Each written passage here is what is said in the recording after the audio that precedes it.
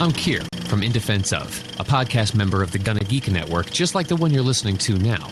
The opinions expressed are those of each individual. Check out all the other podcasts at GonnaGeekNetwork.com. Get ready, because geekiness begins in 3, 2, 1. You have been granted clearance by Director Phil Coulson. Stand by for S.H.I.E.L.D. debriefing.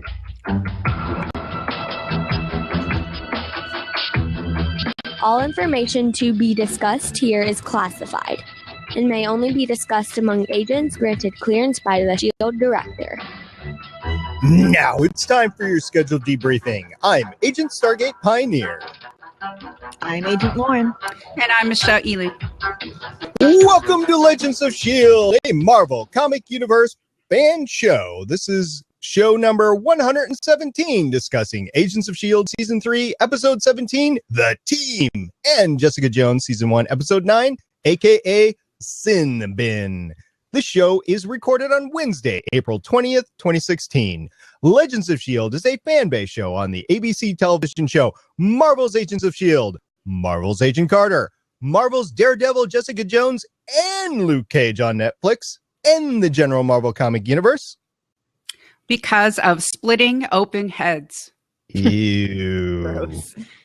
If you'd like to talk to us about splitting open heads and how honestly very accurate that was, you can contact us at our website, legendsofshield.com. You can get a hold of us at our voicemail, 844-THE-BUS-1. That's 844-843-2871. You can find us at our Facebook, Twitter, and Tumblr, all at Legends of S.H.I.E.L.D. You can find us on our YouTube channel, which is at youtube.com/GonnaGeek. And you can find us at our larger network website, GonnaGeek.com.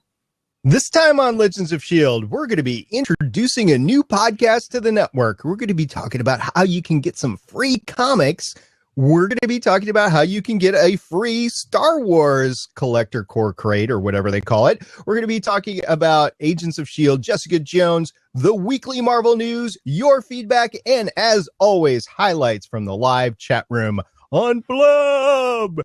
So first of all, Michelle, welcome back to Legends of S.H.I.E.L.D. How are you doing tonight? I'm doing good. Glad to be back. Yes, Glad and to have you back. for the listener to know that you were on the show a couple of weeks ago, you've been a GonnaGeek guest before on the network for ATGN, and you have written on the website, right? Correct, I have. Anything special that you want to bring up in terms of your expertise or interests? Well, next weekend I'll be at the Indiana Comic Con. I'm looking forward to that. Yeah, and that is during Free Comic Book Day. Nice. Yeah, so see if you can get some free comics there, right? Yeah, I'm hoping to see the Rachel Taylor panel who's Ooh. on Jessica Jones. So that's something I'm hoping to go do. That'll be good. You'll have to report back on that. Use your phone to record the panel for us, would you? It'd be great. I'll try. Okay. So one thing that we've been remiss for a while, and this announcement kind of has slow rolled out. It was a soft rollout announcement, a soft opening in Ocean's 11 terms or Ocean 13 terms or whatever. But we actually have a new podcast on the network, don't we, Lauren? Yes, we do. And I am kind of a part of it. And I'm very, very happy with it. It's Strange and Unusual. Productions It's Strange and Unusual Productions, but it specializes in strange and unusual kind of audio plays. If you're a fan of Welcome to Night Vale, that sort of thing, it's along the same lines, except this one is, well, if you're a fan of Buffy, it's the same sort of, hunter and vampire, except they absolutely hate each other. And yeah, I'm one of the voice actors on it. And it's a lot of fun, and we have a whole lot of fun working on it. And in fact, we just recorded 3 episodes for season 2 this past weekend. Season 2 of the audio drama. The audio drama, the flagship audio drama, Friend of the Family. Right. There's also Dark Files, which is just some little one-off stories. Letters to Asmodeus being the vampire. And we're looking to kind of just introduce some more stuff into it too and see how it goes. Yeah, so really looking forward to that. Some of the episodes of season 2 have started to drop, and you can find that at GonnaGeek.com. I mentioned before that Free Comic Book Day is coming up. We've talked about it before. I just want to keep it in your mind. So Saturday, May 7th is Free Comic Book Day. Make sure you make it to your local comic book store to find all sorts of goodies, all sorts of fun stuff, reduced fees on comics, that sort of stuff. Right, Haley? Haley's not here. Yeah, that's right. Haley is actually traveling this weekend, and that is why Michelle is with us. But it wouldn't matter because she's not near a comic book store, and she relies on free comics digitally, which do come out that day. So if you're in the situation where you cannot get to a store, make sure you get your free digital comics that day. But Lauren, please tell everybody shortly in a short little box what they could expect for a Free Comic Book Day. Okay, so if you go to freecomicbookday.com, they have a list of all of the comics that you can expect to find. What I recommend is make a list of maybe your top 5. Maybe go to your comic store and find out how many they're going to let each customer have. Make a list of your top that many. And go in, get your comics, have fun. If you're getting them online, websites like Comixology should have a bunch available that day or shortly after.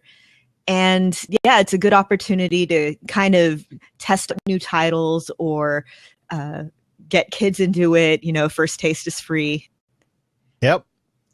Yeah, and there's all sorts of great stuff that goes on. Some kids don't learn with normal stories, normal literature, and this is a great thing. I have got a friend that I did another podcast with, Voices of Defiance, and he really did not get into reading until he got the right genre to read, and Hero and the Crown was the paperback that he was given that he read back in the day to actually get him into reading. But what really sparked his interest in art. Some people are visual learners. So, I mean, this might be the kind of thing that just unlocks yours or someone else's interest or just whatever. Yeah. I mean, come on, try it out. It's fun. Right. And don't be afraid when you're in the store to ask questions. The staff there is very knowledgeable. They know what you might be looking for. If you tell them a general, like I've got little kids, I need G-rated stuff, they'll point you right to the kids rack and it'll be great. So once again, that is Saturday, May 7th, 2016. Now, we also have a giveaway ongoing right now, don't we, Lauren? Yes, we do. What we have is a Star Wars Smuggler's Bounty box. Yes, it is the Cantina box. And I'm about to mute my mic so I can open it up without the noise going on. So I need some narration, ladies. Are you ready to narrate this unboxing? Ready. All right, here we go. So what you need to do to win this awesome box is let us know whether you are Team Cap, Team Iron Man, or Team Other, and how why you're on this team. So, yeah. Yeah. What team are you? So, okay, let's. This is kind of a complicated one. And I recuse myself from this. Yeah, right. So what we'll be doing is we're going to be giving this away on Star Wars Day, May the 4th, 2016. Yes. And we will actually be live on streaming that day. And because we're ramping up to the next Star Wars, we had the Star Wars Rogue One trailer and all sorts of Star Wars goodness, like the movie actually came out on Blu-ray and DVD, so we can watch it over and over again. We thought it would be a good idea to give this out, but we're also ramping up for Civil War, Captain America Civil War. So what we want is for you to tell us, since this is a Marvel podcast after all, which side that you're on for Civil War. So are you Team Cap? Are you Team Iron Man? Are you Team Bucky like me? Yeah, that's right. And then why? And just let us know that, and you are entered in. So far we have one entry, and we're looking forward to many more by the time this is over with. So I'm going to go ahead and unbox this now, and we're going to get some narration from the ladies. All right. So what we have here is a very nice Smuggler's Bounty box. It has the Star Wars logo, and there are some patches. There's a patch and a pin. much like you would find in the the Marvel boxes. And SP has whacked the microphone and is jiggling. That is a shirt. Is that a shirt? Oh, there's a shirt. It says wanted. Yes, it says wanted, shirt. criminal, wanted, dead or alive, issued by the Galactic Empire. So it's really a shirt from the cantina on Tatooine. So it's where this is the cantina box. So, and let's see, what else do we have? Oh, there's a Ben Kenobi, old Obi-Wan Pop Funko figure, looking dapper and old. We have a little Chewbacca Pop Funko. What is that? A pencil? Pen or pencil? It is a writing utensil. And oh my God, a red snaggletooth. That's cute. Pop Funko figure. One of those is rare, and I can't remember which one it is. It's the red one. The red one's the rare one. Ooh, spiffy. Wow. So nice. that can be yours. I am going to pack it all back up just like it's normal, and you will get it shipped to you in the same box that it came in. You will not have SP rubbed all over it like the ladies were saying last time. So that is what we do. And just as proof. Okay, well, the blue snaggletooth is the variant. The red one is the. Okay. Yeah. But the red snaggletooth is still pretty sweet. It is. So just as proof that we do give these away, we got a tweet from @BornToEatBacon, and he gave a picture of Agent Carter next to Deadpool, what he received the Deadpool crate, and he said, "Oh yeah!" So the two are together, and it was very great. So thank you very much for sending that @BornToEatBacon. It'll be in the show notes. Have fun looking for that, or just go to @BornToEatBacon's Twitter feed, and you can see that as well. Yeah, you might remember that he actually won that with his script format Deadpool and Agent Carter date. That's right. Right. Well, I'm excited to talk about the episode last night. Are you excited, Michelle? Are you excited, Lauren? Oh, yes, man. very. All so right. many feelings. We're going to get to it. Here we go.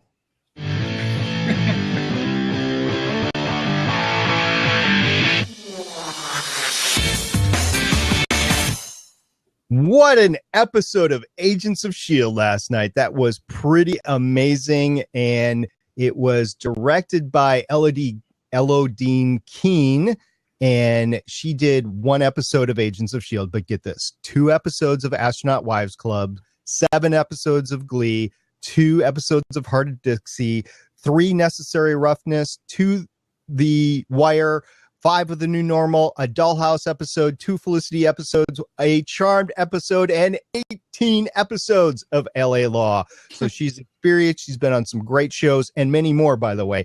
And she's been around for a while because LA Law is like 1980s. So there you go. And it was written by DJ Doyle, who has done a lot of stuff. He's an executive, co-executive producer on the show, but he has written or has had a hand in writing 10 Agents of S.H.I.E.L.D. episodes. So very senior team on this one, which was good, wasn't it, Lauren? It really was. This was a really good, really tense episode. And especially just the second half of the episode, I was on the edge of my seat the whole way through. What about you, Michelle? Right from the very beginning, I just loved that beginning where they're just like, we don't have a plan, but let's go anyway, all the way through to the end. It was really tight and quick and a highlight of the season. It was great. And I wanted to talk about like which episodes that I thought were the best this season, whatever. But honestly, this one is just forefront in my mind, and I need like a week to let it set in and talk about it. Maybe I don't know if there's a week off between now and the end of the season, but if there is, we definitely have to talk about the best episodes of the season. 4,722 comes to mind as being a really good one, but we've traveled a long way since the beginning of the season and that whole Fitzsimmons deal with Will on Maveth, the planet Maveth. So it starts out in true SP fashion. make this, is there some sort of secret afterburner on this thing? Make it go faster, make it go faster. So yeah, that was something that SP would say, come on, let's go faster, let's burn it. Very Jeff Goldblum moment there.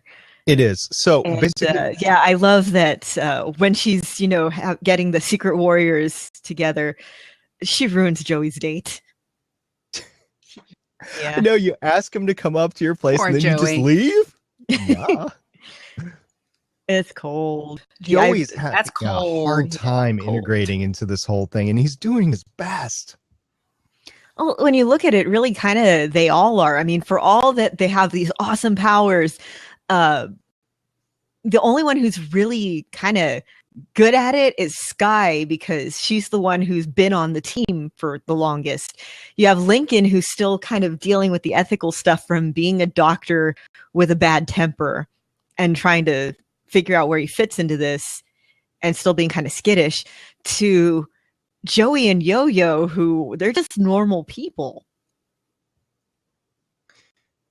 Yeah, they were just normal people. They became Inhumans through the Terrigenesis that just has been unleashed on the planet because of events that unfolded last season, and they're just coping the best they can. There's more out there like them. We just haven't found them yet, and they can go either way. And as we saw in this episode, and Michelle alluded to it in the grotesque brain, this show has a penchant for opening up brains, doesn't it? Oh man. So when that happened, so the brain thing. Okay, so Joey stabs a guy, just straight up stabs him, which I thought was cool, the way he used his like metal power to make this pipe, turn it into a shank. And so this autopsy on this guy that they're doing, I am just finishing up a book done by a medical examiner. And she's describing the first time that she ever did an autopsy and how you have to remove the brain and stuff like that. And so I'm watching it and I'm like, oh yeah, that's pretty accurate. The only thing is that they made the cut too symmetrical. They have to kind of make it a little bit asymmetrical, because otherwise when you sew it back on for the funeral, it'll just kind of like slip. Right. And that's gross talk with Lauren for the night. Right. And two guys talking in the chat said super raw for a primetime program. It is. And we've seen it before with Coulson. And I think there was one other scene that we saw that was very similar. It is raw for a primetime program. Now, at least it's not in the 8 o'clock slot. It's in the 9 o'clock Eastern time slot. So it's not in that 8. But it's more of a 10-ish thing. And we talked about it when they moved the time slot back. It originally was at 8 o'clock, if I remember right. In the first season. And then they moved it back an hour, and they've been able to kind of ramp things up ever since. Yeah, it's not like it's Hannibal levels, because there was some stuff on Hannibal, which I love, but that it made even me kind of like, ugh. And I used to work at an necropsy lab where it's basically autopsies, but for animals. But I mean, yeah, watching this, everyone's freaking out, and I'm like, oh, I guess that is kind of gross, isn't it? Yeah, just a bit. And so we find out, Michelle, that I forget the guy's name, but the glasses guy, he's actually been controlled by Hive. There's this bio things that are in his brain that are controlling him, and they don't know if anybody on the Secret Warriors team has been exposed to it as well. We find out by the end that Daisy has, and Daisy, right, Michelle? Yeah, that was something. There was a moment when they're in that white room, and she's that evidence that Coulson is bringing up with like the orb and everything. And then all of a sudden she's just like, oh yeah, Lincoln and the temper and everything. And my mind was going, this setup of Lincoln is happening really easy. And then my brain was like, is it Daisy? Could it be Daisy? And it's something to see Papa Coulson and Mama May just sort of like not see it. I think that's how it hurts even more, because they're like, okay, we got, and we think we know what's going on. And then no, It was bad enough it was Lincoln, and you started feeling for Daisy. And then all of a sudden, it turns out that Daisy has framed Lincoln, and it's actually Daisy. And you're like, oh, we got double-crossed. We were double. That was, Agents of S.H.I.E.L.D., the writing team, Marvel, had double-crossed the viewer in this one, because I wasn't sure that it was Lincoln, but I kind of started buying into it. And then all of a sudden, he was put in that room and Daisy was on the outside, and you knew exactly what was happening. They did such a good job of kind of making you think it was everybody in turn, though, because at first I was like, oh, it's Yo-Yo, because I mean, okay, I really loved her and Mac together. They were so cute. And then I'm like, oh, but it's going to hurt if, they get together and it's because she's working on an in because of Hive. And then you think it's Joey because you don't see him around for a while. And then you think it's Lincoln because, yeah, it seems really easy to frame him. But then when you go back and you look at it through the eyes of, knowing that it's Daisy, you're like, oh, okay, yeah, she's playing them perfectly.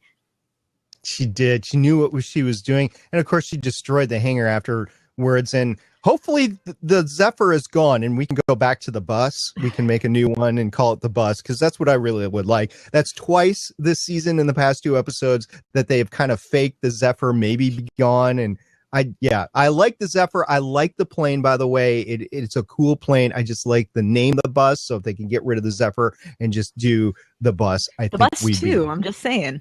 Yeah, we're asking for it. What if that's just how they start ending seasons now? They just destroy the plane, destroy the base, destroy whatever. Also, do a Star Trek and blow up the Enterprise all the time? It's like symbolic moving on. That's a way to get SP not to get excited about the 50th anniversary of Star Trek, by the way. Show the Enterprise blowing up in the trailer. Like, oh, come on, guys. What's wrong with the ship? What did the ship do to you? Yeah. Maybe they're just blowing up a little model of it in space. But, okay, so the effects of Daisy walking out and blowing everything up, and the slow motion, like completely silent except for the, music and everything, shots of everybody reacting, was amazing. Like Coulson pounding at the door, you could see him saying Daisy. That was great. And he didn't say Sky, he did say Daisy. No, I was going to say, did you notice that Hive Ward called her Sky? Oh, no, I didn't. Nice. Yeah. Wow. Oh, he did. Well, I mean, those two are back together. Let's talk about that.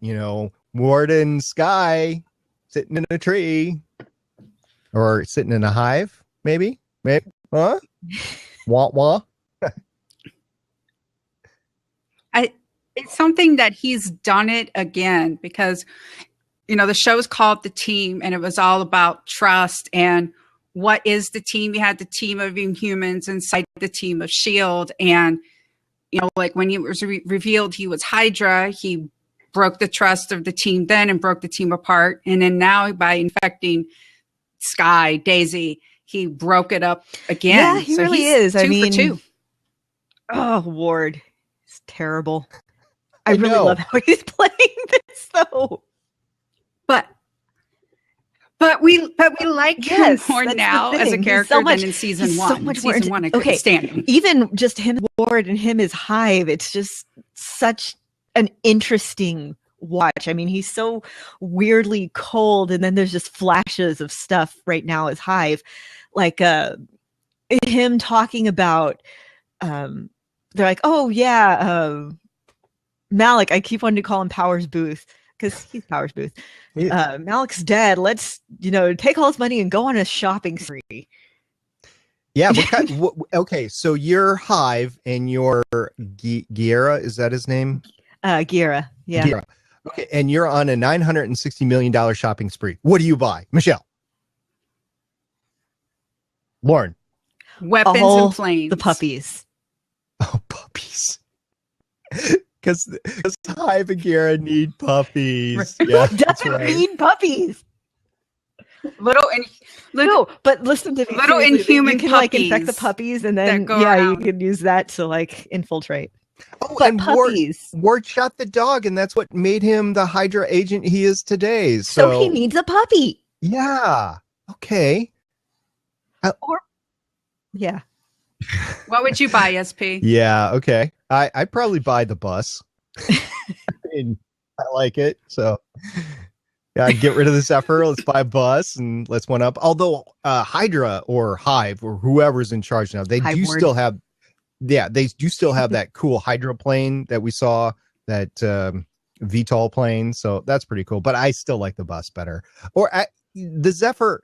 There's nothing wrong with the Zephyr plane. It's just called the wrong thing. It needs to be called the bus. So make a new one. Make the same thing. Just paint the bus too on the side. That's right, on the side of it. Just the bus too. Just like you're in Serenity or the Expanse, whatever. When they paint the name of the ship on the side, that's all. It doesn't have to be black paint.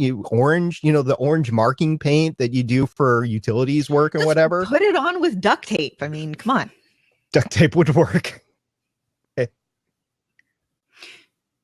So would you put the numeral 2 I was or are you looking at thinking the Roman number numerals? 2, How would you But like that? I liked Roman numerals. do it like graffiti style. Especially if they're going to blow it up again. I'd like Roman numerals, because then you could do 3, 4, whatever, as long as it's called the bus, because that's pretty cool. And talking about other stuff, other tech stuff or whatever, we got the little ball of doom from the Inhuman wannabe last week, and it's headed on its way to Hive. What are they going to do with it? I don't know. Is he gonna like eat it or something? He does. I'm not willing to rule anything out at this point, because he is apparently a giant squid in a human form. So does it like amplify his power I don't know. It or goes something? back Like to what the does it early do? Inhumans, remember? To like the first family or the Row family or whatever, because when he was around Earth for the first time, I have no idea what it's going to be like. Because he's designed to rule the Inhuman army, so that's why I was thinking it might like amplify it's like it. Inhuman Cerebro, just like in Supergirl. When you have the satellite getting the signal to the entire Earth, turning everybody into Supergirl zombies. Yeah, that's great. Supergirl season finale was this week. That was pretty good, cool too. But we're a Marvel show, not a DC show, so we're going to talk about that. And two guys talking. You are cracking me up in the chat, by the way. Massa and the use of resources to launch and manage my Earth takeover. And he corrects himself, NASA. I'm sure why they didn't just call whatever that thing was the mother bus. Yes, that's my thing. And so all that's cool as well. Now, what else do we need to cover, Lauren?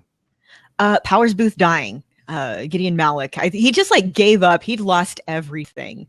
His daughter's done. The force he'd been brought up to worship as a god is creepy. Everything that he's worked his whole life for is just. I mean, it's all gone. He had nothing at the end. And then Sky vibrated him to death. Keep going. Well, she crushed his head with vibrations. And the prophecy came true. That's right. And we're not done with prophecies yet, because we still have the space plane. All right. We talked about this 2 weeks ago. I was listening to it in the car today on my way to work. The three of us, actually, because Michelle was here 2 weeks ago. Who's in the plane? Lauren. I still think it's Daisy. Michelle. Simmons. And it's from what she said at the end about how happy she is. We don't need to wait anymore. And then she said something about how I wish space would give us something more than things that we have to fight and stuff. So I don't either. I don't want it to be Simmons. But after this speech and after she was like, Fitz, we don't need to wait. It's been 10 years. We were so sure that Fitz was going to die at the end of the season. What was it, 2 years ago or last year? I think can't remember. At the end of like season 1. Season 1. And to flip it in 2 years to Simmons. Yeah, I agree. It's either her or Yo-Yo. Yeah. Speaking of which, the science babies finally kissed and it was happy. And then the base went into lockdown. No. And I like how Fitz did with Yes. the chlorine gas That was and everything. awesome. That was good. I totally want to try that, and I don't want to try No, it. don't do that. Do not. Whatever you do, do not do that. It will end badly, and people get sent to the emergency room for doing stuff like that all the time. Do not do that. Only trained professionals should mess with chemicals, okay? I cannot emphasize that enough. Did you guys see Fitz and Simmons blow back when Malik blew up? Yes. That was amazing. It's got to be their stunt doubles and wire work and everything like that, but it seemed so real. Well done. I was thinking I know we were talking about episodes earlier on, but I was thinking in terms of all the comic book shows on TV. Like my favorite reality TV show is Deadliest Catch. I've made no secret to that. I'm learning a little bit more about that, by the way, and it's a lot more fake than I thought it was, but hey, I still like it. And my favorite sci-fi show on right now is The Expanse. Love The Expanse. I can't wait for season 2. It's going to be fun. And I also need to read the book. And my favorite comic book show, hands down, and I do podcasts on both DC and Marvel, is Agents of S.H.I.E.L.D. This is the most well-done one. It's the most well-integrated one. It's the most well-written. And it's just, there is no second show out there. I've been saying it all along. A lot of people like Flash. And I'm not going to take anything away from Flash for those people that like it. It's a good show, like it. A lot of people like Supergirl because they like the lighthearted sort of stuff like that. And Supergirl, I've watched it. It's a good show. But Agents of S.H.I.E.L.D. for me is the best show out there. Yeah, I just love the way that the characters have grown and developed, and the universe has managed to grow along with it since season 1. I mean, you go back and you look at those very first couple of episodes and compare it to where we are now, and it's so amazing how far we've come. And then plus the comic book nerd in me loves just the little, nods to the comics that we get. I have to admit, I actually started watching it in season 1 and then I stopped. And then I heard some word of mouth and it was like, okay, I'll go back. And it's one of the best decisions I've made because it's become a very interesting look at team dynamics and power and what it means to be a team. And you're right, SP. It really is one of the best shows on there, comic book or not. As well, and I want to point out 2 guys talking. He's chatting up a storm in the chat. Said, too true. Still like it here. This is making staples for television and future films, not just comic book television, to add on to your point, Michelle.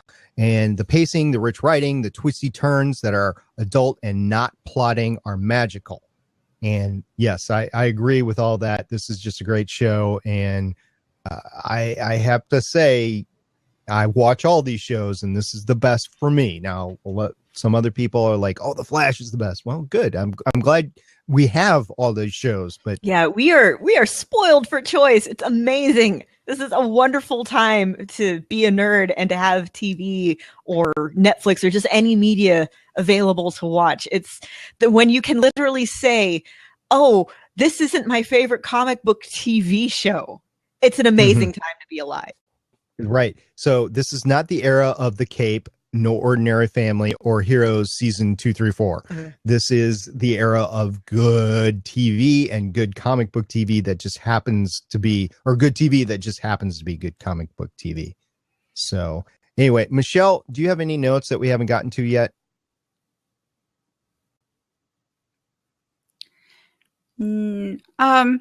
I really like the line about how Coulson was like, the whole I've met religion thing keeps on lead. popping up every episode for the last 5 episodes, maybe even before that. Lauren, do you remember when it started? It started when they really brought in the whole Malik and Hive thing, because of the whole original flavor Hydra was this sort of religious cult, like a Cthulhu-esque cult worshipping Hive. And having that, I think, is just fascinating to me as somebody who likes examining religion from an anthropological sense. And when you compare it to, you have this thing, you have these gods who were religious figures in their own time.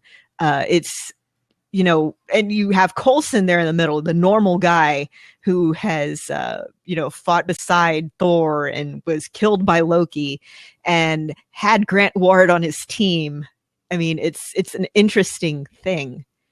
I mean, of course he's not oppressed anymore.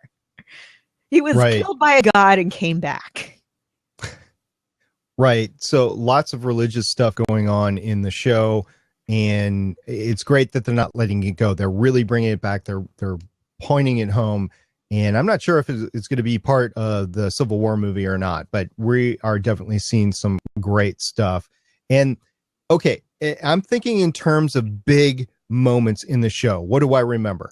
I don't remember the Nail Hydra thing is pretty cool, but Sky's transformation was amazing.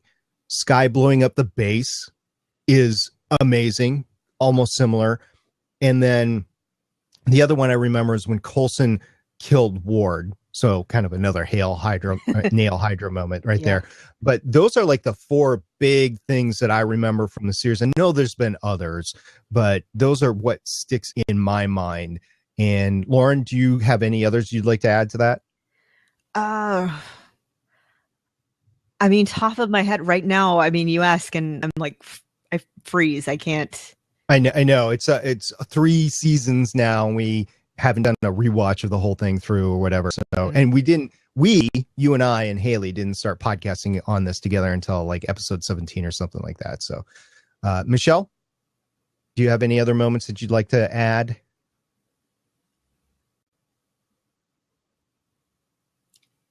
I think it's been interesting watching how May is like, I'm in pain, but I can still fly this.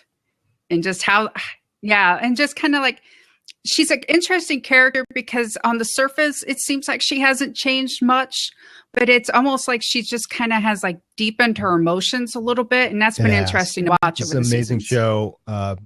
This was an amazing episode, and I can't wait. I know we're running into Civil War really, really soon. Like, we're going to podcast on it on May 8th. So like next episode, and then Civil War happens. So we'll see how this leads into it. They said that there's going to be a connection, but it's going to be a little looser than it was during Winter Soldier. So we'll just see about that. So any last thoughts about Agents of S.H.I.E.L.D. this week, ladies? We're in the end game of the season, and I'm excited and kind of a little terrified to see how it ends up. I know. Haley will be back next week to join us, and she will have thoughts about her episode. She wanted to be here tonight, by the way, but she just couldn't. And so we're going to move on right now to some Jessica Jones.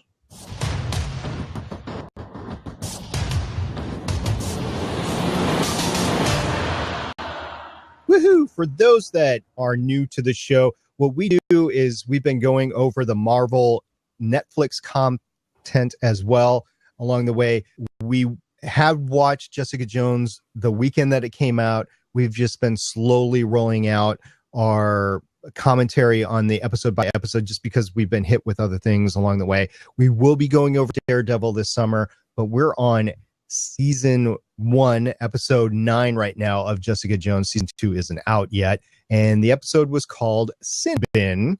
And it was directed by John Dahl, who, like the Agents of S.H.I.E.L.D. episode that we saw, has an amazing resume. Let's just go through a few of them. This was the single episode of Jessica Jones that he directed. 6 episodes of Justified, and boy, did I miss that show. 2 really fantastic episodes of Hannibal. 2 really, really great. Actually, the first 2 episodes of Outlander.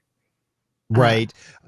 2 episodes of House of Cards, 2 episodes of The Americans, which is a really good series that I like. I am catching up on that. I'm about a season behind. 16 episodes of Dexter, 1 episode of Person of Interest, 4 episodes of Vampire Diaries, an Arrow episode, a Falling Skies episode, a couple of Caprica episodes, 4 True Blood episodes, a Breaking Bad episodes, many, many more. But the one that hit me the most at the beginning of his IMDb credits was an episode of Battlestar Galactica called The Oath. That was a good episode. He also directed the movie Joyride. Nice. Which was a surprisingly entertaining movie from 2001 with Paul Walker. Right. And it was written by a couple of people, Dana Barada, who had a couple of episodes of Jessica Jones in a writing credit, and also Jamie King, who had 3 episodes of Jessica Jones, an Warehouse 13 episode, and 9 episodes of Dawson's Creek. So very experienced crew on this. This was, I remember this as kind of being a setup episode, but I really enjoyed taking this one through. Lauren, what do you got for this episode? Okay, so this episode is, again, focused on Kilgrave being the worst person ever. We have some side stuff, mostly with Simpson, who, last we saw him, he got blown up. And it did. Oh, Kilgrave is just so awful. Just when you think, I might be having some sympathy for him because apparently he had terrible parents who experimented on him. You meet his parents and it's not like you'd think. And Kilgrave is just the worst. He is. So let's go back to the doctor really quick. I thought, is this the same doctor? Is this the same unit from the Hulk maybe? And no, the doctor is not mentioned in the Hulk at all, but it seems to me like it is kind of that arm of the army that they're taking pills or medicines or whatever to basically make super soldiers, because he has got like most bones broken in his body. He's bleeding out and everything. And like a few hours later, he's ready to roll. Yeah. This in the show was when people were like, I just forgot the name of this character. Simpson? No, Nuke. He's Nuke from the comics. This was when everyone was like, oh, that's who he is. Because he's the character that takes a bunch of pills and has like a flag tattooed on his face. And naturally, he's from a Frank Miller creation. And yeah, he's not exactly stable in the comics either. And here we see him really starting to become, you saw the hints of it before with a lot of his behavior, but you could kind of attribute it at parts to, it's just post-Kilgrave PTSD. And increasingly, you just see him going off the rails, let's call it. Yeah, this is the start of him really going off the rails. He was always a hothead before, but now he is going to become uncontrollable. We don't really see that by the end of the episode, but it is coming. And let's go back to Jessica Jones in their hermetically sealed room. She knocks Kilgrave out at the end of the last episode, which was great. And she puts him in the room, and we really see for the first time how everything's worked. They got the water underneath. She's got the electric buzzer thing that electrifies everybody in the room because they're conducted with the water. And you just see how this whole thing is going to take place. And of course, because it's Kilgrave, nothing's going to go as planned, and eventually something's going to go wrong. But Jessica does start out as being the one in power, doesn't she, Michelle? Sorry. Is she really? She does.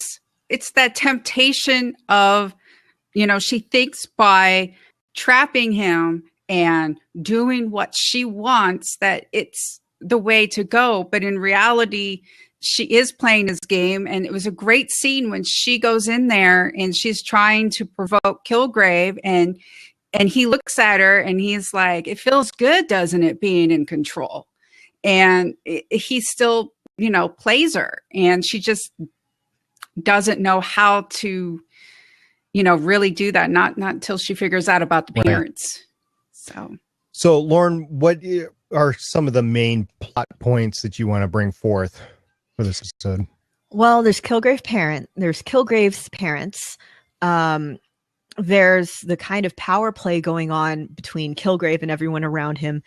And we see the setup for something that comes up in the next episode when Jerry lets Kilgrave get a little bit too close to her personal life. And well, she already really has. She's backed into a corner in this episode, and she sees this as a way out. So everything that happens next episode is definitely set in motion by Jerry in this episode. Again, Jerry is like the second most worst person on this show. There's that great scene where she's pacing and Kilgrave is matching it, because it really, shows that she's tempted. It's about, again, power and who has it and yeah. who I mean, wants with it. the That's whole, what this episode's really about. Psychopath behind glass thing, it's really tempting to make a Hannibal Lecter reference, because again, in Hannibal and Silence of the Lambs and all that, Hannibal Lecter's the one with all the power, even though he's the one, Right. in the cage. But here, I mean, first of all, Kilgrave is no Hannibal Lecter. He's not nearly that charming, smart, or I mean, he's cunning, but he's no Hannibal Lecter. And there is, I think, a bit more of a power play involved in that. Yeah, I do think Jessica had more of the power at the beginning of the episode. And I think that definitely once she brought his parents into the picture, Kilgrave's power was slipping some. And if it hadn't been for Jerry sabotaging it, I think that the end would have been a lot different. Well, the end of this particular scene or episode would have been different, but I don't think the end would have been different from Kilgrave, because he would eventually, somebody would have come in, law enforcement, whatever. They wouldn't have known how to handle him, and he would have escaped again or whatever. You would just have the evidence of what he actually did out kind of in the public, law enforcement. So he'd be a fugitive, but he'd be a very effective fugitive. And in the end, I don't know if we'd be any different than where we are right now.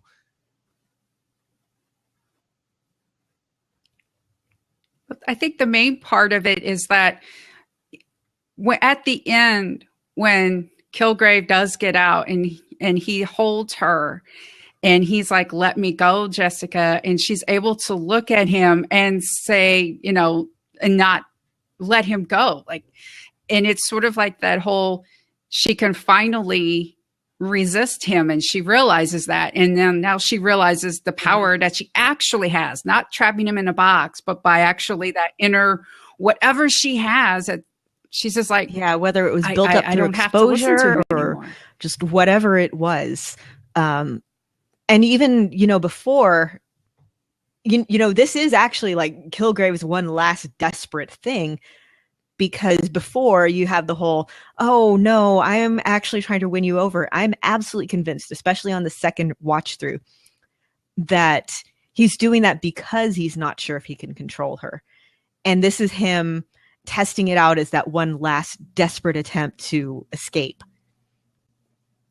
And he still escapes, but that was him just showing his hand. And I'm really bad at metaphors here, but you get what I'm saying, right?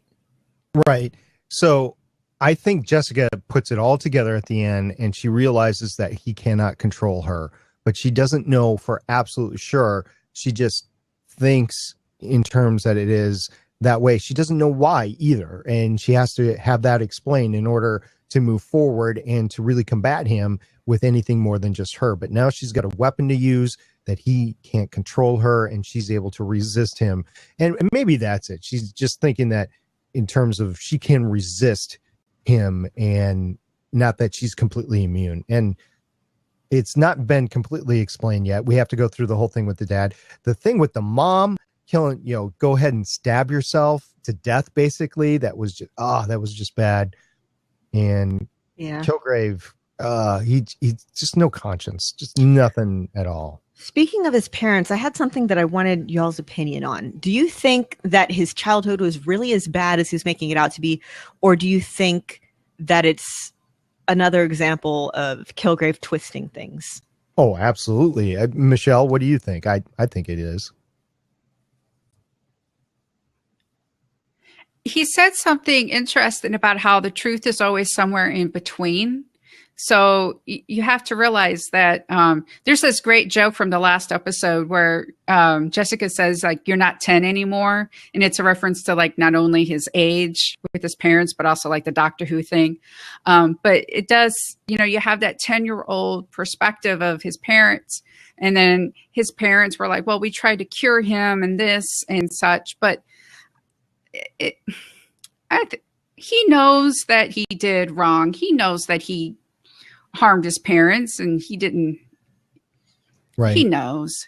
Yeah, it's one of those things where, I mean, people's experience with abuse is valid, but it's one of those things where you go back and you look at your childhood memories. I used to have to get allergy shots every week. I would scream, I would cry, I would find places to hide. If you had asked me then, I would have said that my parents were torturing me. I had to go to the allergist and get like just series of shots just all up and down my back and arms. I was allergic to freaking everything. But, you know, now with, you know, an adult's perspective on it, I'm like, okay, it actually wasn't that bad. I just had nothing to compare it to. But then again, this wasn't spinal taps done to like a 7-year-old. Right. That was a bit excessive. We also don't have any perspective of what their family life was outside of those videos and the treatment. Right. So, because his parents claimed that he was starting to control he does him have and tell that him really when to horrible eat burn and scar. stuff. So his mom does. right. But they were experimenting on him, and there were other children that were being experimented on, but you don't know if they were being experimented on to prevent them from dying as a last ditch effort, or if this was really something nefarious. You don't know. And you don't know by the time the series ends the answer to that either. But yeah, this is definitely one of the biggest, I think, gray areas in the series is, was he, I don't think that, you know, having all this stuff done to him as a kid made him a sociopath. I think that you know, that kind of thing just kind of, well, it's okay. There's so much I could say about nurture versus nature and all this stuff. But I don't know where I'm going. I could talk about this for a while, so I won't. So Jessica is the stark opposite on the show. And she actually demonstrates it in the same episode when she goes to the meeting because she's trying to ferret Betty out. And she, the guy's talking about the jacket or talking about Kilgrave because he gave away the jacket. And Jessica's like, dude, you lost a jacket. Shut up. Let's hear from Betty. So she just cuts to the chase and like, get over it and let's move on to what's really important. And so like the same thing with you, Lauren, like, shut up. You're getting your allergy shot. There's worse things that happen. Let's move on with life. So you can kind of see it as Kilgrave dwelling on, you know, the perceived wrongs, and Jessica is trying to ignore them and move past them, even when, you know, circumstances are kind of making them impossible for her to do so, which isn't always the healthiest thing. No. I mean, sure, his parents should not have left, but I had to go through like, yeah, bad stuff happened to me, but eventually you have to realize what right and wrong actually is and grow up and go, okay, my parents left me and I did these wrong things, but, you know, he as an adult should actually know right from wrong now. And that's what I mean, that he does know now what right from wrong is. He doesn't need Jessica. That's just part of his game. So it's one of those things that, yes, bad things happen to him, but bad now things happen to people all the time, and most people don't do horrible things. And I think that's one of the things that the show is good at pointing out. Even if, you know, things were just as bad at home as Kilgrave said, it does not excuse, you know, any of what he does, which has been pointed out numerous times on the show. Right. So we have the whole thing happening within the prison cell. We have the mom and the dad being sought out, and then Kilgrave being forced to relive his torture in his mind. And we have Jerry dealing with a very irate Wendy, wanting 90 to 100%, depending on where you are in the episode, of everything, just because she's hurt and she's fighting back. And and Simpson becoming the super soldier. That's basically the main points of the slightly episode, less right? than super soldier, the right kind of okay soldier. And that's another thing about an adult knowing better. That's another, common thread in this episode. He's told, you've had a red, now like 2 whites and then blue. And what does he do? He immediately goes for the red. So again, this is an adult that should know better. But he also, that, but yeah, that makes perfect sense. Yeah, and he knows he needs to go after Kilgrave for many reasons, the latest of which is the neighbor and his team that got killed. So he's definitely planning on trying to make that happen. But we'll see how successful that is actually going to be. So do you two have anything else major with this episode to discuss? Every time Jerry would talk to Kilgrave, I would just think of Futurama. Let's make a metaphorical deal with the devil. By devil, I mean robot devil. And by metaphorical, I mean get your coat. Anything else, Michelle? All right. No. This has been a mind-twisting, very well done series. Darker, but about the darkest stuff that Marvel has done. And as you ladies have told me over and over again, very well done series. So it's good. So with that, we're going to move on to some news.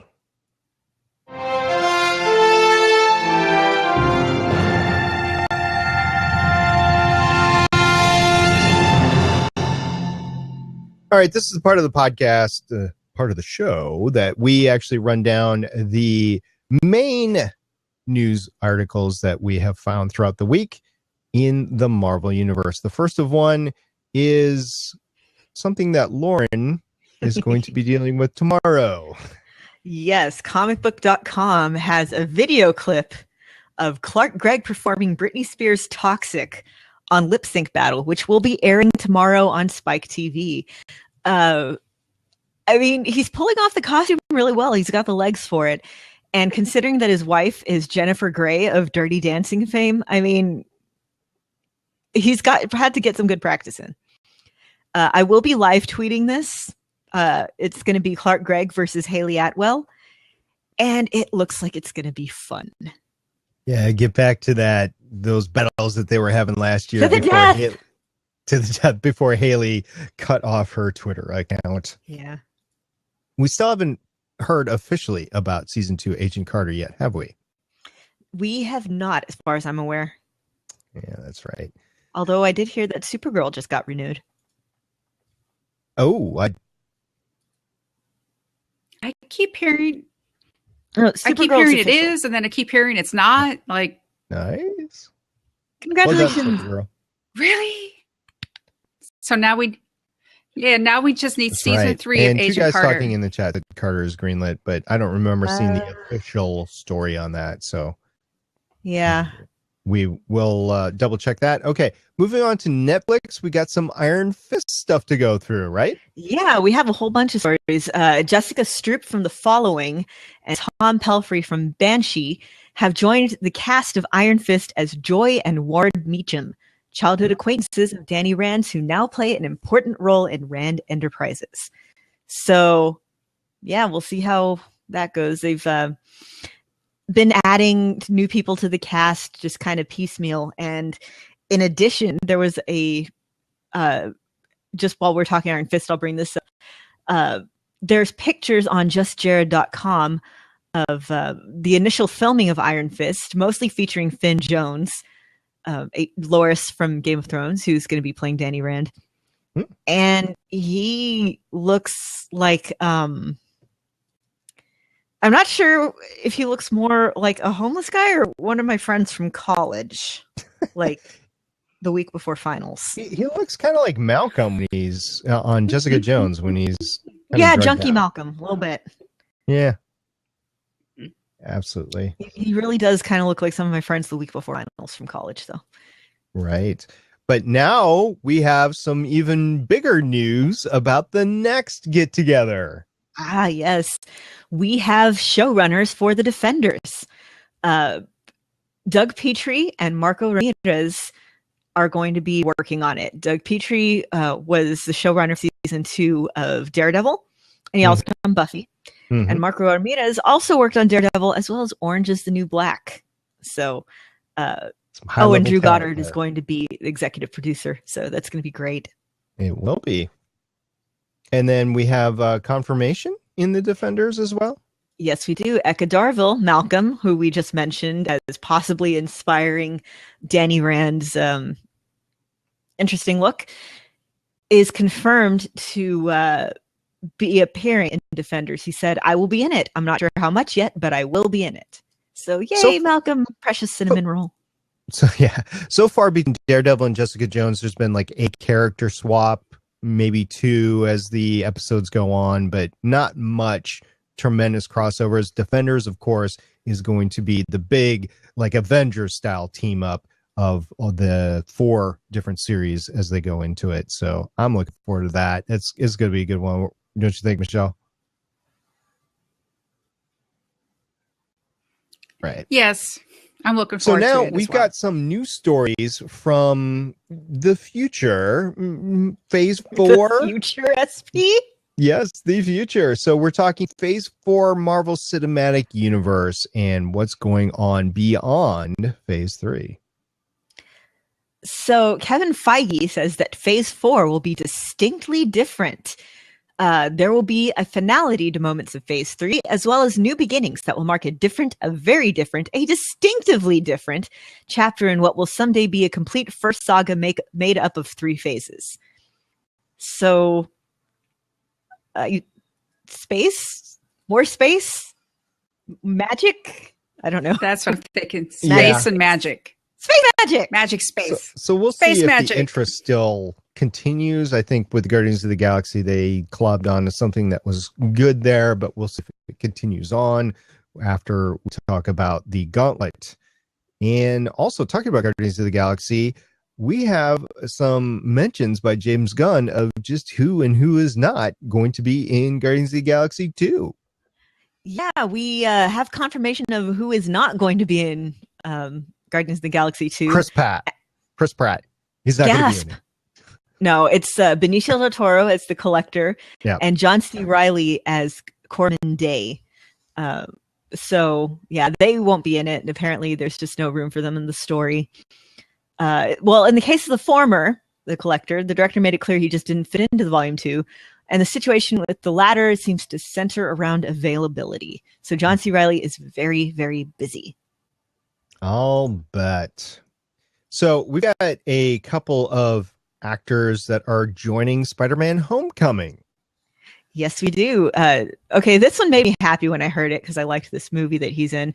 Tony Revolori, who is one of the main characters, arguably the main character in Grand Budapest Hotel, is going to be joining the cast as an antagonist. Not a supervillain, just kind of, a high school jerk, I guess.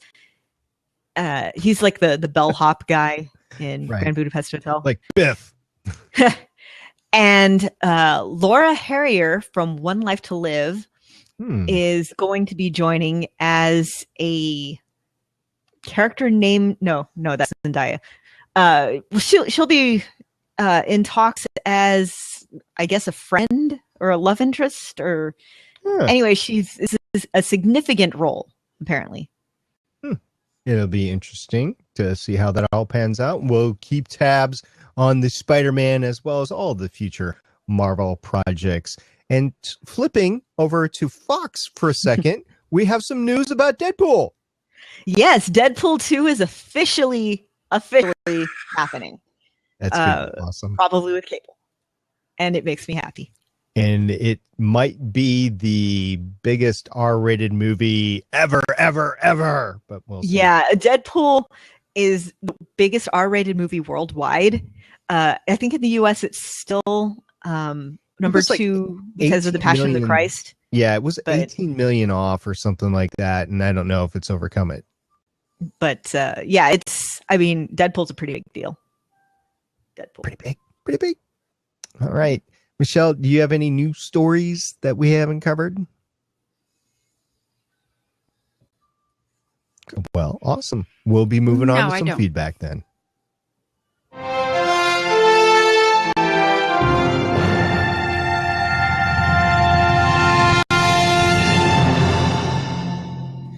All right. As always, we get a ton of feedback from everybody, and we really appreciate that. There's a lot on Twitter, people giving us news stories throughout the week. We really do appreciate that. Sometimes, as we're getting ready to do the episode of Legends of S.H.I.E.L.D., we just don't have time to look for all the news stories. So we really do thank you for hitting us with all of that. Christy had a comment after watching the Agents of S.H.I.E.L.D. episode this week. And I just pictured herself like wrapped up in a Snuggie and kind of like rocking back and forth. She said, I think I'll eat some ice cream and watch Captain to make myself feel better. Me too. I mean, I didn't get to watch Cap to make myself feel better, but hey, right. I know the feels. I actually ate some shaved ice myself, so I can't have ice cream, but it was almond based ice cream, which I can't have, so it doesn't taste as good, but I had some.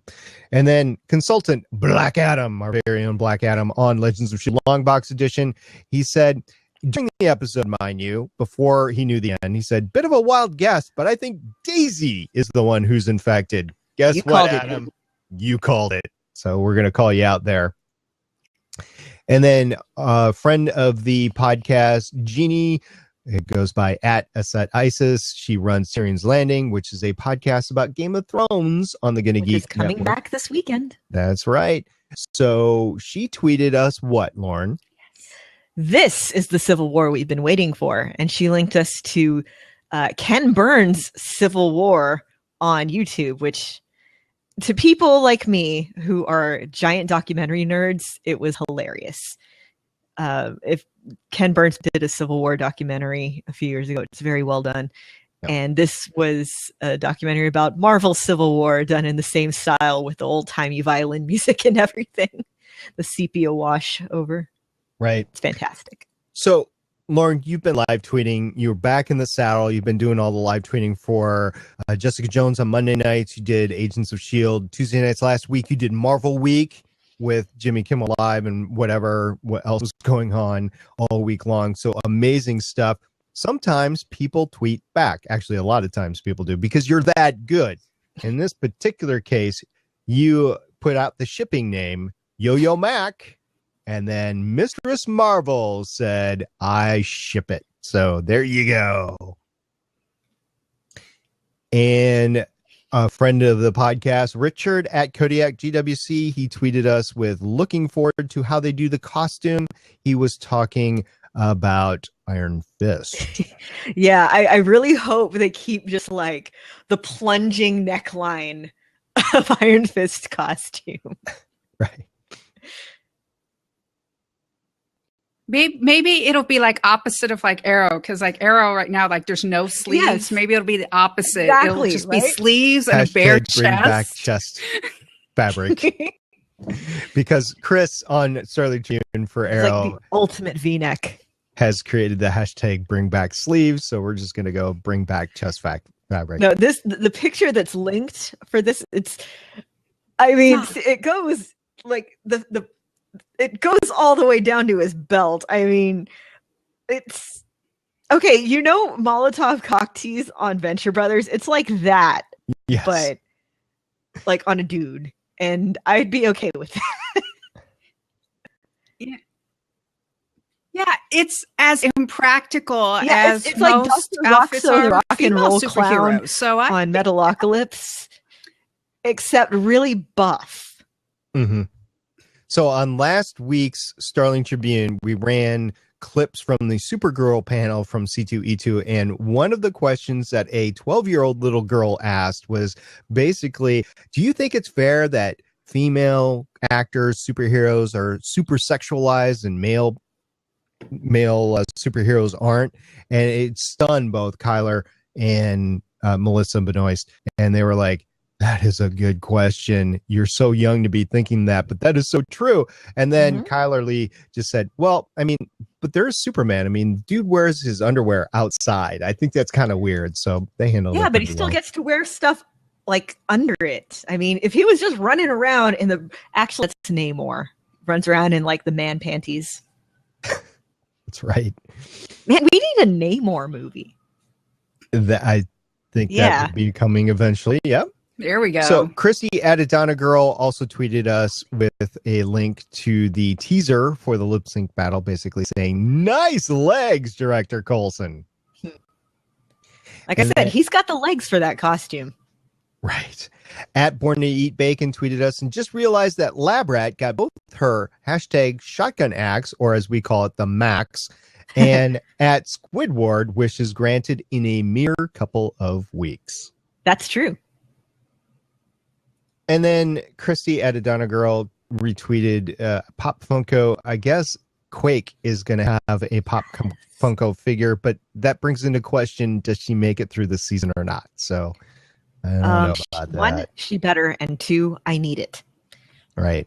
I need a Quake Pop Funko to sit next to my Coulson and May figures. And Agent Carter.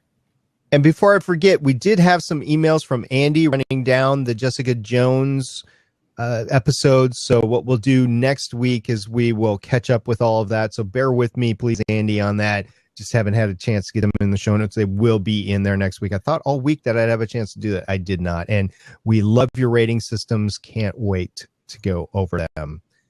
So that's it for the feedback section this week. And we're going to walk this one out.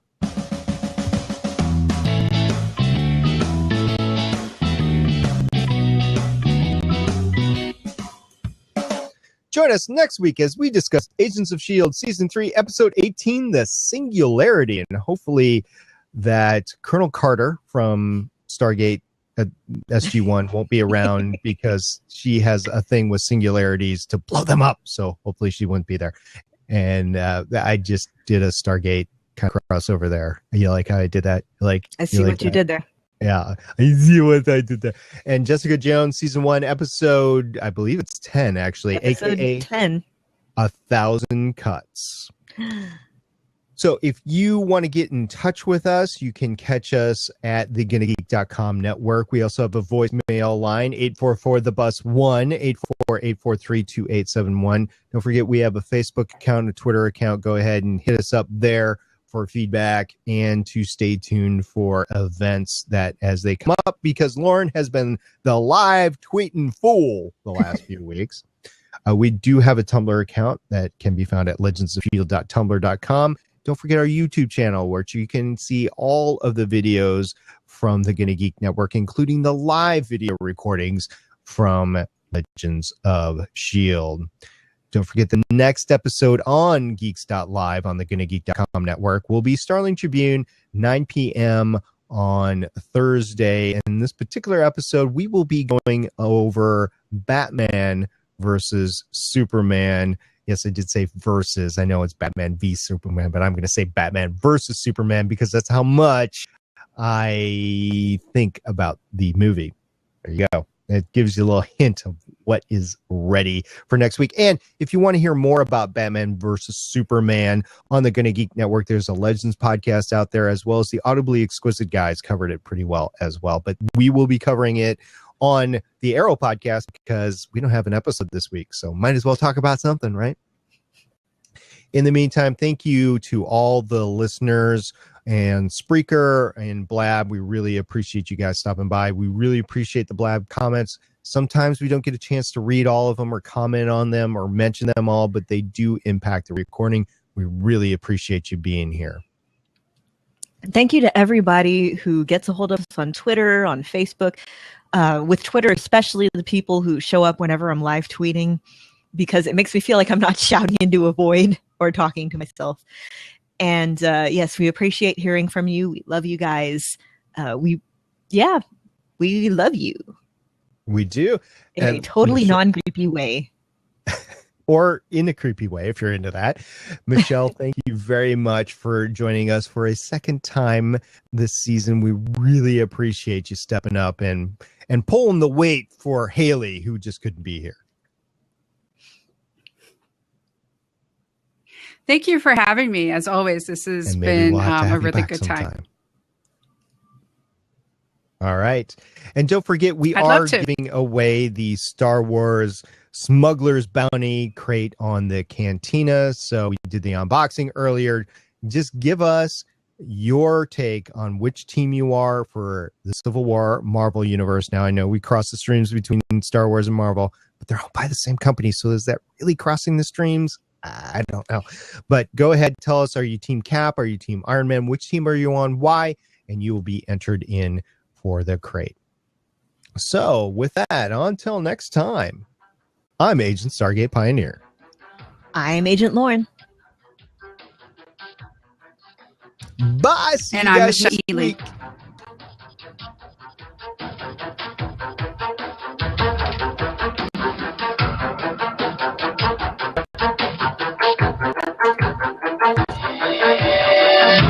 Thank you for listening.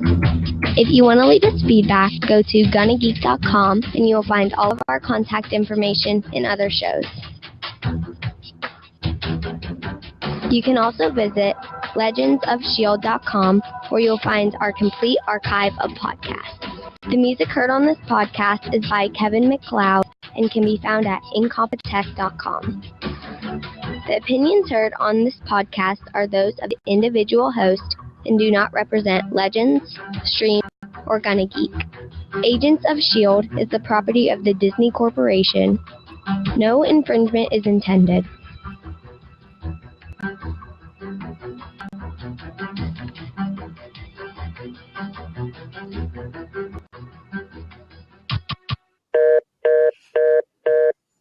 As always, the seat is open if anybody wants to come in and join the Blab and talk about Agents of S.H.I.E.L.D., Jessica Jones, or anything in the Marvel comic universe. Go ahead.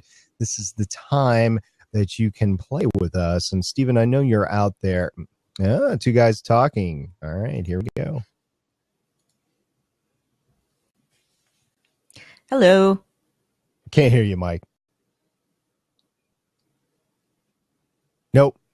Still can't hear you. And I don't know sign language, although I should. I can only fingerspell. I can't. And I know the word for toilet.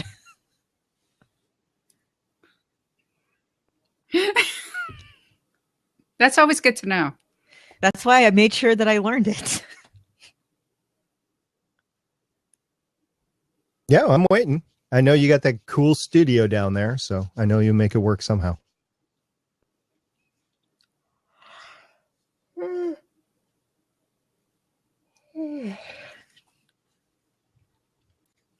It's like you should learn like where is the toilet, no matter like where you're going in a foreign country. That's like one phrase you should learn.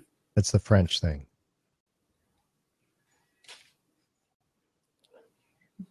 Vos die Toilette. That's German. Fart?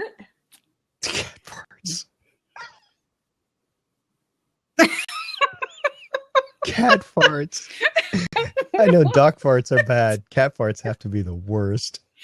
They're pretty awful. One time I was like lying on the couch napping, and then that cat right there jumped up, turned around, and farted in my face. In your face. You're a jerk. Pull my paw. Pull my paw. Oh. They know. They do. They know. Well, I know Mike's coming back. Michelle, let's see. Are you? What are you looking forward to in Civil War?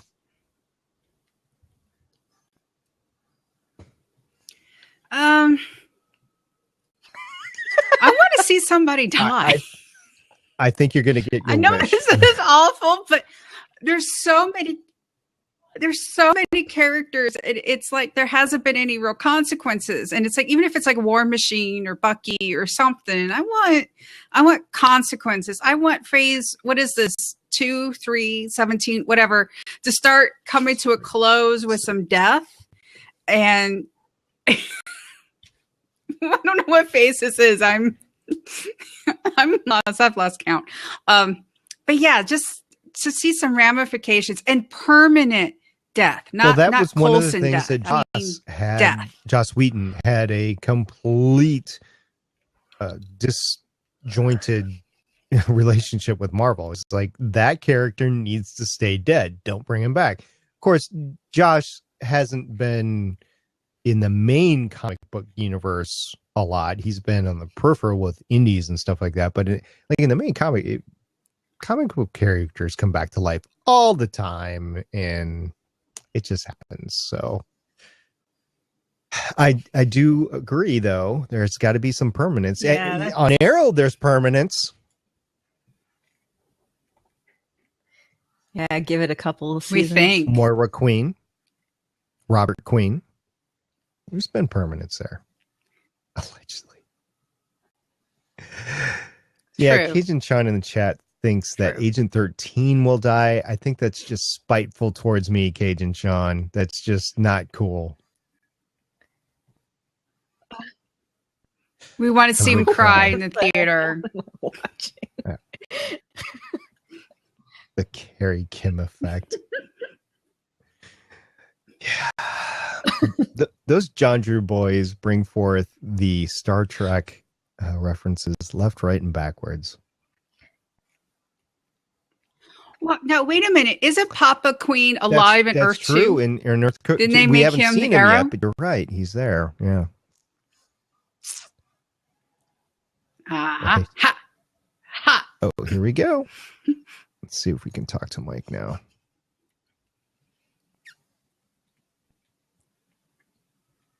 No, I cannot hear you. I'm actually going to have to log out in a second. Okay, yeah. That's fine. I'll stay for Mike one more time, but Okay. then I'll be going to. Yeah, I got to get some work done before going to sleep tonight. But yes, I was very glad to talk to all of y'all. Oh. And I will talk to y'all later. We'll see you next week. Bye. Bye. Bye. So now we have absolutely no Marvel knowledge on the podcast. Oh, we have some. I have some. There is no sound coming through whatsoever, so I'm not sure if you're configured into the right device. Is your mic turned on? You have to use this rig for podcasting on a regular basis, so I wish I could help you, but I can't even hear. It's just Blab. Yeah, Mike Phillips always blames Blab, so why don't we? It's just Blab. And you know what? I'm going to continue to not It's just Blab. pay for it. Here we go. Let's see if we get them. Oh, yeah?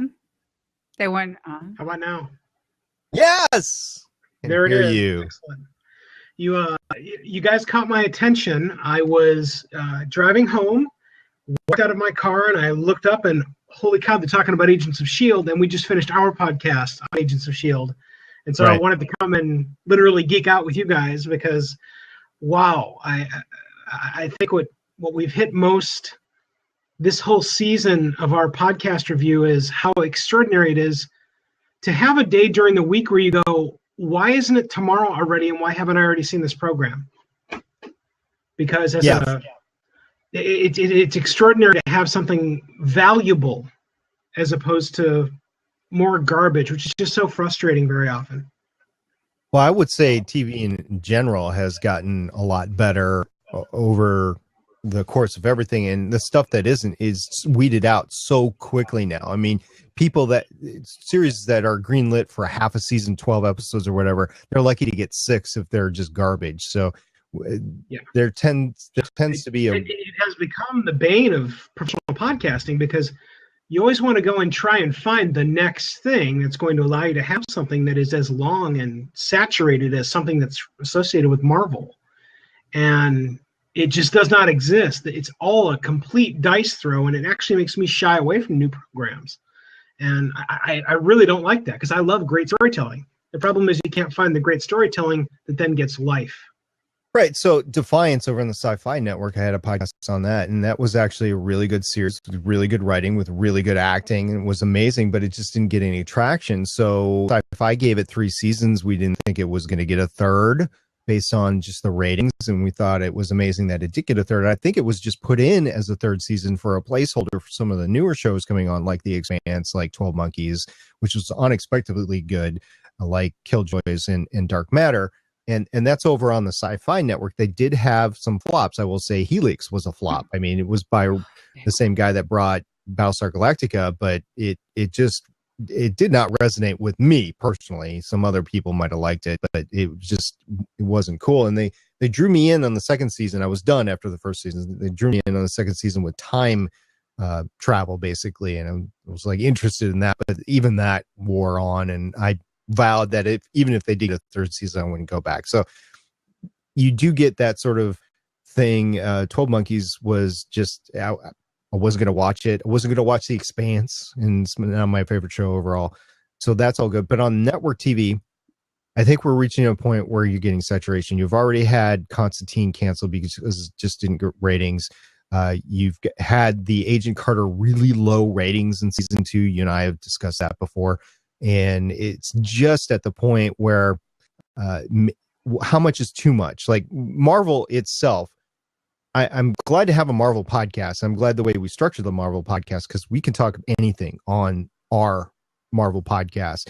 If we just had an Agents of S.H.I.E.L.D. podcast, which was originally what this was, then we'd run into trouble. But we've expanded it. We've got comic books. We've got Netflix. We've got the cinematic universe. And it will, as a podcaster, we can talk about that and talk about it. But like, if you're a TV reactionary podcaster, it's a very turbulent time right now, because there's a component to reviewing entertainment in general now that, and this is something that when I started podcasting now, it'll be 13 years in September. It's something I knew that we were going to have to change the paradigm on, which is the show is on, let's just pick a day, Monday. We record the podcast about it the next day, and then we let loose the podcast, then we get ready for the next week. And that still works today. It works as a model inside of Agents of S.H.I.E.L.D. There's a component that have built on, though, that in 18 months, when somebody comes around to, say, season 3 of Agents of S.H.I.E.L.D. on Blu-ray, well, now they still have a companion podcast to go and listen. And that was a concept that I was pushing 13 years ago, not knowing anything about where Netflix was going to take us. Yeah. And Netflix has essentially liberated every single movie you can fathom. Asterisk, obviously, everything is not on Netflix. But that you can go back and right now, with some very rare exceptions, especially if you've got your special codes for Netflix, you can go back and listen to any movie inside of the Hulu experience. You can find a great many television series that, again, if you can have a good, solid companion podcast, total score, because it never gets old, especially if you dig in deep like the four of us. Your partner to the left is another great example of digging in deep into programming to tell you why you should be watching it and why the programming matters. And the podcasts get that little glimmer of hope of the why component and how to educate people. Those are the ones that really do stand the test of time, regardless of whether or not they are an Agents of S.H.I.E.L.D. podcast. The stuff we've made over at Two Guys Talking, all of it across the board is somehow educational, and you won't ever lose on that, ever. Yeah, you have to bring value. You can't just do a reactionary podcast. I think that's why, right. What was that network, like the TV Talk Network or whatever? I think that's why that folded, because okay, it works for a day, but then who cares after that? Because you're not bringing the value. You're not bringing in any in-depth insight. Just, okay, this is what happened. Yeah. And you guys had so much knowledge about writers is also something I find incredibly stellar. You did mention Tim Dahl, however, and while Tim Dahl has a very impressive resume, he also is not solely responsible, but for some of the worst episodes of Dexter. We often refer to them as the Fexter episodes because they were so effing bad. Yeah. There were some really bad episodes of Dexter, and unfortunately, Tim had a very thick hand in those, especially towards the end, toward the lumberjack end, and very, very frustrating, especially for someone like Tim Dahl, because he is a very robust writer who really does understand the characters, which is the whole key of what's happening inside of Agents of S.H.I.E.L.D. right now. I want to meet the writers, and I haven't gone to seek them out yet, but I want to meet the writers that have written the last 25 episodes, because they got game. They have total game. It makes me want to, my God, is my day job done? Because I got to get the hell out of here. I got to go review this stuff.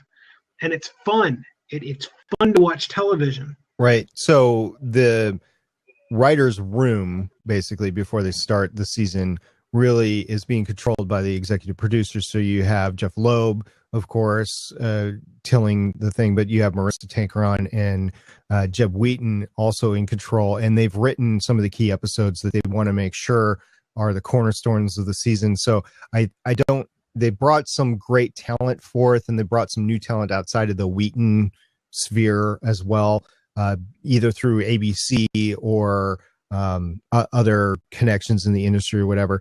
But I think it's being done by that writer's room experience where they all sit down before the season and says, okay, this is what the season is going to do. And these are the storylines that you're going to have to take through in your individual episodes. If you need help, we'll be there to help you. But we really are looking forward